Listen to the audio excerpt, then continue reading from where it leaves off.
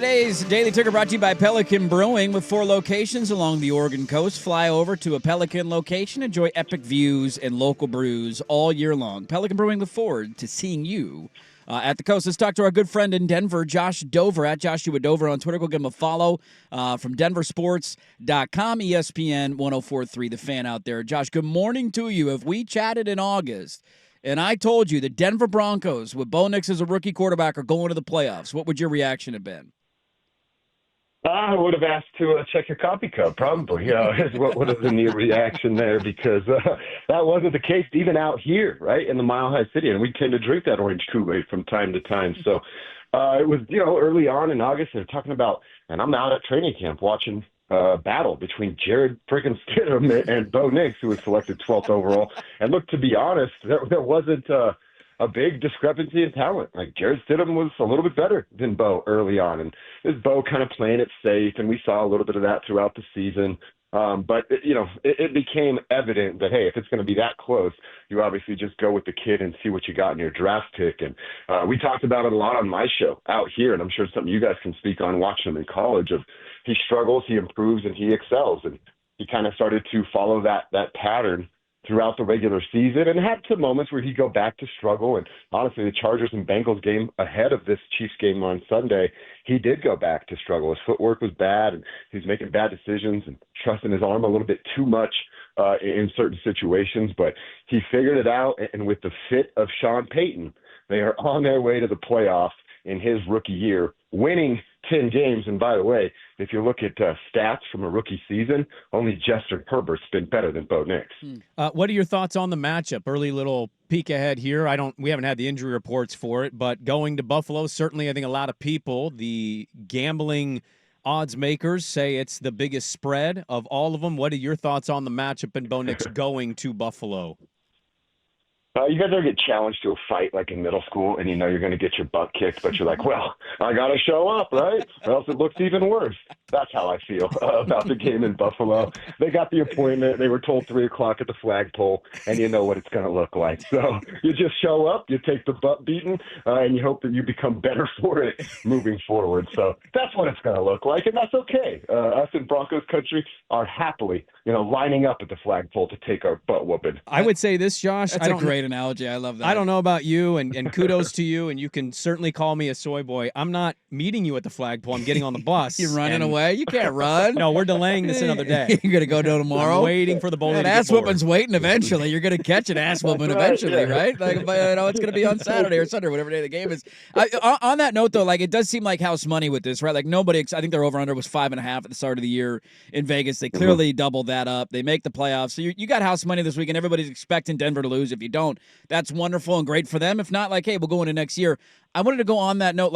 What's remarkable about what they did this year, too, is the fact that they ate all that money with Russell Wilson and just said, you know what, you're gone. I can't remember exactly off the top of my head how much that is, but how does that look into the future? And because I think that we're in this model now in the NFL where people want to capitalize on these young quarterbacks and, hey, you got, 4 or 5 years of control and cheap salary where maybe you can make something happen. How much is that Russell contract going to hang over their head in the years to come? And if they do lose this weekend, what are the needs that they need to go attack with potentially some of that money to not just, hey, this was great to make the playoffs, but now we're going to get our ass kicked next year?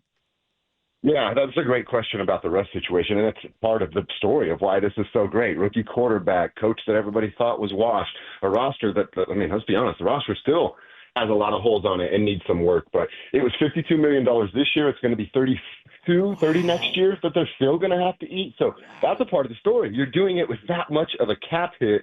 And I really do believe they're going to be a player this year. You look at what Sean Payton did in his first year with the Broncos, and obviously working with George. They went out and spent the most money on the offensive line and getting Mike McGlinchey and Ben Powers from Baltimore and San Francisco. So I believe they're going to be big players with a lot of money. Greg Penner, rich guys don't lose, man, right? And Greg Penner's the richest guy. So he's going to be able to spend some money. They're going to put an emphasis on tight end. I believe tight end and free agency, and then running back, second part, third part of the draft there is what they'll be looking at.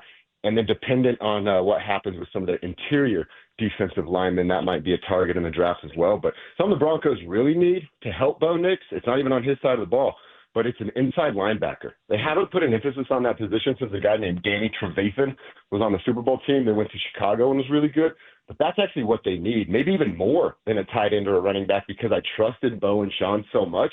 I might put an emphasis on that side. I also wouldn't be shocked to see Tez Johnson, a wide receiver at Oregon, who became Bo Nix's brother. I don't know if you've heard that story 80,000 times the way I wouldn't be shocked if they ended up picking him up, just because they also picked up Franklin, and so they seem to be okay with what Bo likes. Cortland Sutton is a name that hit a big bonus yesterday thanks to Bo Nix. He needed a certain amount of receiving yards. He got it.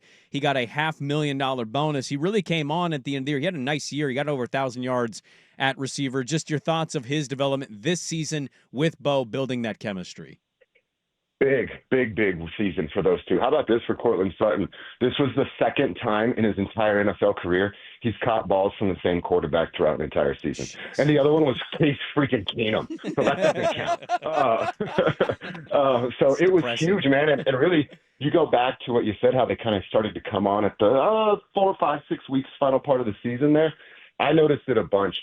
Portland and Bo, pre-snap, they were recognizing the same things. And I don't know if it was a hand wave, a wink, an eyebrow raise, whatever, to know that they were on the same page, but they were more often than not. And that led to a lot of those back shoulder throws, recognizing it's man, I'm going to turn on the gas and then just hit the brakes, and the ball will be there waiting for me. But those two really developed some nice chemistry. I honestly would expect, because Cortland's only got 1 year left on his deal, I'd expect the Broncos to get him nothing crazy, 2 or 3 years extended on that, so that he can be here while Bo is really continuing to develop. Yeah, last one for you, Josh. I mean, the Wild Card Weekend is incredible. We can't wait. Broncos are a part of it. First time, ending that playoff drought that they have been in since winning that Super Bowl. 10 a.m. on Sunday.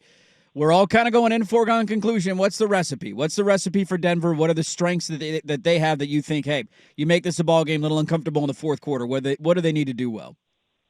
Jump out quick. Go back to a Week 3 Broncos game. It's kind of like the first, oh, dang, this Bo Nix guy might be it. They came out in Tampa and had a great game start. They scored on their first drive. And think about this with Buffalo. There's a history there with their playoff, right? Not that they've been bad, but they've just ran into Patrick Mahomes and company. But you get yourself a 7-0, a 10-0 lead, a 13-3 lead, something like that. The pucker factor, boys, that's a real thing, right? If that's going on in Buffalo, the fans will start to get nervous. You wonder if Josh Allen starts to press a little bit. And then the other part of that, weather. I know everybody's talking about weather and that being a big concern for the Broncos. Well, I actually think that might be an advantage, because the gripe I had all year about Sean Payton is him being allergic to running the football. Well, if it's snowing cats and dogs, you don't have many options. So I might be rooting for snow if I'm a Broncos fan to keep Sean Payton in check a little bit. So get out to an early lead, make that pucker factor a real thing, and run the dang ball, and the Broncos will have a puncher's chance. Just like I said, a puncher's chance. At the flagpole, if you sneak one quick, you might have that chance. That's what the Broncos have. You got to land that haymaker early, right? You got to catch them off guard. We'll see if they can do it on Sunday. It's going to be fun. A great rookie season for Bo and Denver. They end their playoff drought, and they are heading back to the playoffs. Josh Dover, you can go follow him on Twitter, at Joshua Dover, our good friend out in Denver, denversports.com, 104.3 The Fan out there. Thanks so much for the time, man. Enjoy the game this weekend. Let's catch up again soon. Always enjoy being with you guys. Thanks for having me. There you go. Josh Dover from Denver on the Broncos. Say, hey, look, you got to meet the bully at the flagpole. They're going to get their ass whooped, but what the hell? We're just happy to be here, and let's take a couple of punches. I could see them keeping it a little closer than people think. I mean, time of possession is going to be huge, right? Operating and keeping Josh Allen off of the field. A fast start would certainly help there. If Bo is able to just be okay with the football and not throw it into dicey spots, there's a chance. Their defense has moments where they can be a really good unit. It's a bummer we didn't get time to ask him if he's shocked that Russell Westbrook's been better as a Nugget this year than Jamal Murray. Yeah. That's going on. Did you know that? I totally knew that. Did you know Westbrook was a Nugget? Who didn't know that? God, idiot. You not watching the NBA? I thought that was your sport. What are you doing over there? Last time the Bills played a rookie quarterback, do you remember what happened in the playoffs? Rookie quarterback. Buffalo. Go back to Ben Roethlisberger? No, you got to go back more to the next Tom Brady. Oh. Remember, Mac Jones as a rookie led the Pats to the playoffs, and they played at Buffalo in Wild Card Weekend. Them, didn't they? And it was 47-17 was your final. It was 27-3 at halftime in Buffalo. See, that's the thing about the expand. I think that was the first year they expanded Wild I believe Card it was, as well. and they were the 7th seed, yeah. So it's like, not that this Denver team isn't there per se, but you kind of look at a 7 seed and you go, in my lifetime, You're not a playoff team. Probably not going to happen But very often. you got in, you got a shot, and to his point, see what you do. Well, and I think to his point at the end there, you're playing with house money, man. All the pressure's on, but like this is the year for Buffalo. You built again for this year. You're supposed to go on a run, all that stuff. Denver gets out to a 10-0, 14-0 lead. The pucker is there. I totally agree with Josh. Today's Daily Ticker, of course, brought to you by our great friends at Pelican Brewing with 4 locations along the Oregon coast. Fly over to a Pelican location and enjoy epic views and local brews all year long. Pelican Brewing looks forward to seeing you at the coast.